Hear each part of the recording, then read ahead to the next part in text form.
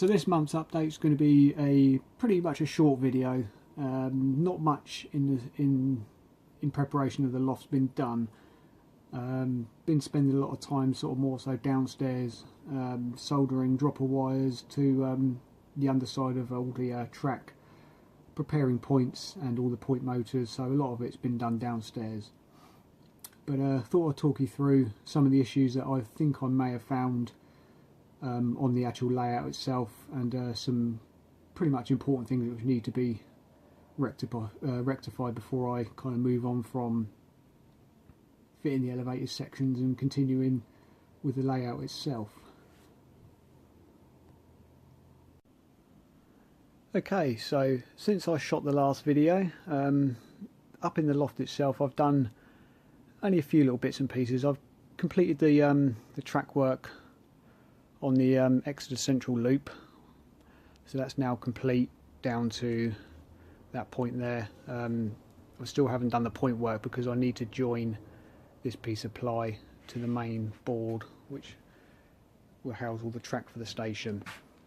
So everything at the moment from this point here right the way back has been delayed. There's a reason which I will tell you for in a minute. I've built all the elevator sections up, they're ready and they're all level, they're perfect now. The ply that sits on top of them has been marked and is ready to be cut whenever I get the opportunity to get out and get the jigsaw on them. Likewise with the ply, where coming out the west end of the station meets the behind scenery section that goes off to down to laira. All that ply is ready to go, but because of a particular problem I can't fit any of this until I sort something out. So basically I will now show you what the problem is. So the problem we have is this. Looking down the line, which is my reverse loop, there's a slight warp in the board running from there, in fact right the way back to that point just there. The worst of it is from this beam here back to this beam there. This one in the middle here, I've actually only recently placed that one there. Originally there was nothing underneath this one. This is not fixed permanently, it just gives me an idea of exactly how much movement in the board there actually is. So generally, because it's now winter, the loft's a lot more damp, the environment's changed, and I'm seeing a lot more sort of movement in the ply, where I suppose it's zapping up the moisture in the air and expanding and probably clamping quite tight onto the next adjoining piece. So I've got a bit of a problem that I need to address, and this is not just on the lower elevated the lower section, but this involves every single elevated section. That additional bracing needs to be added to all these sections. So as I say, the delay in getting all these top boards on, they won't be put on in place until I solve the problem with all these. So one of the things with using the open board method, and it's a bit of a head scratcher because if you have a good look through YouTube, there's very little UK based model railways on YouTube who are actually using this particular open frame method of making a model railway. As I'm aware at the moment, the only other one is actually Everard Junction, who's doing a complete open board. Obviously Everard Junction is slightly behind the progress of what I am, and I did ping Richard a message the other day, or commented on his latest video, and I was grateful for his reply. Obviously I highlighted the issue which was happening to the boards on mine. He did ping back and gave me a message, and it does seem like he's on board with any problems that could potentially happen to the elevated sections. So one of the main things that I've got to now do is address extra bracing underneath all these elevated sections. And if I just pan the video around, and show you my frame technique. So I'm sat on L girders, which are these pieces that run all the way along and then creating a ladder effect. So these individual sections, that one, that one, that one, that one, around about, most of them are about 16 inches apart, but then I've got a few, like where the problem is, this one here to that one there is at least 2 foot apart. And originally when I built this framework, I spaced out all these individually around about sort of 16 inches, but they didn't come out far enough, which was the problem. So when I built the reverse loop, I had to extend most of these. As you can see down that end, these ones have all been extended, so extra pieces of the 3B1 plain timber has been clamped to these to allow for this reverse loop that runs around.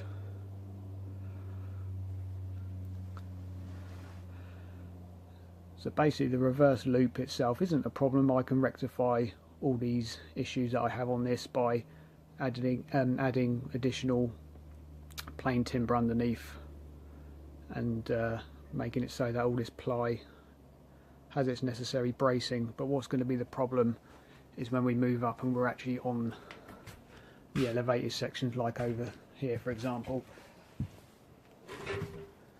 because these pieces here, as I say, are now, you know, a good sort of 4 or 5 inches above the main bench work.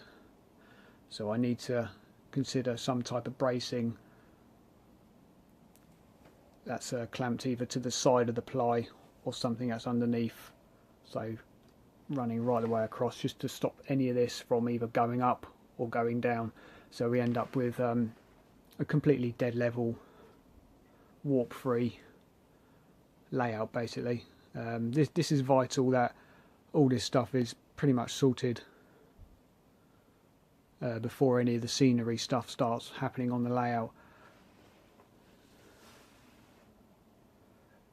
But generally speaking, I mean, so far these elevated sections there's no problem at all in any of these, but it's nice to be prepared just in case anything like this does happen. As I say, Richard's he has told me his solution of what he's doing for his elevated section, so I will either take on board what he's told me and come up with something similar, if not use his idea to hopefully strengthen these sections. But other than that, the layout's doing okay. It's a bit of a headache, I must admit, because it's difficult to try and find any channels on YouTube that are actually using this particular method of the open frame method, construction of baseboard. The only other channels I could find were US ones, and I've had this method sort of in the top of my mind for some time. You know, a couple of years ago I planned this layout, and this was exactly what I wanted back then, was the open frame style, because basically how complex it is of getting the inclines and the declines in place rather than having a complete flat tabletop layout. So it worked well with the style that I was modelling.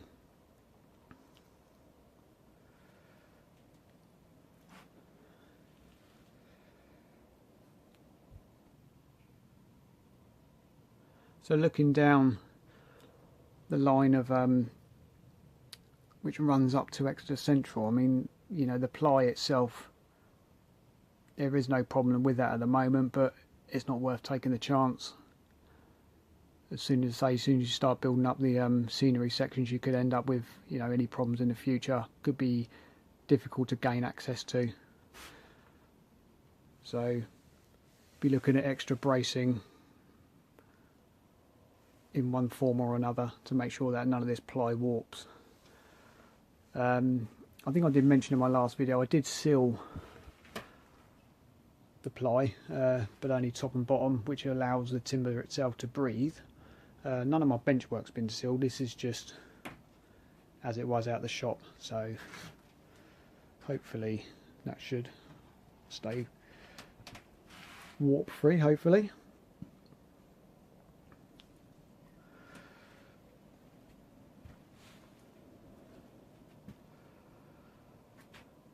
So that's a problem.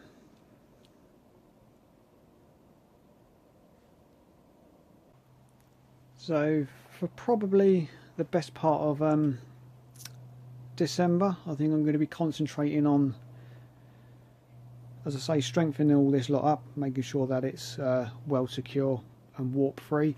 One of the things that I did notice, and one of the things that Richard, I know, had actually mentioned in reply to the comment that I asked, question that I asked him about, is that his solution to solving the problem with any of this warping is actually something which is already that I've done to one part of the elevator section running down here. Now I've got the back piece of ply that runs across here, and this was actually put there to prevent anything running behind the back scenery and potentially derailing and crashing to the floor. So I may well probably take this off because it's only sort of pinned to the side, so it's only about 1 inch thick, and I may well drop this piece of ply right the way down. So looking at it from the front side, if it was the same as it's like a retaining wall but going all the way down to the bench work, then that will give me adequate sort of strength to stop any of this section along here from potentially warping.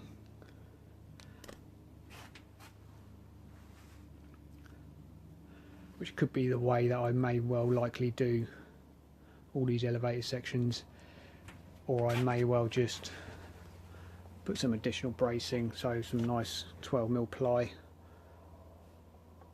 underneath here just to take the support of this, obviously screwed down through the top